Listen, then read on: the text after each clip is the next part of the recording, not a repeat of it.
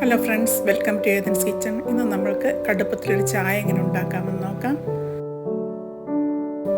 2 പേർക്കുള്ള ചായയാണ് ഞാനിവിടെ തയ്യാറാക്കുന്നത്.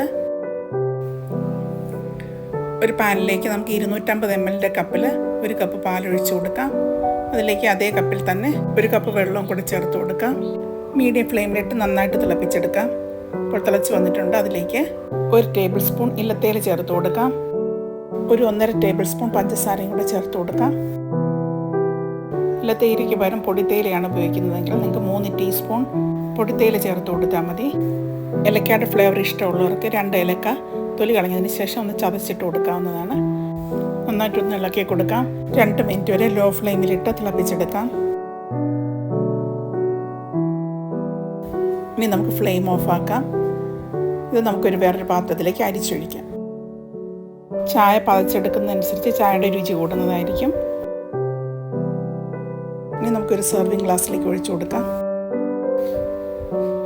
അങ്ങനെ നമ്മുടെ കടുപ്പമുള്ള നല്ല ടേസ്റ്റി ആയിട്ടുള്ള ചായ തയ്യാറായിട്ടുണ്ട്.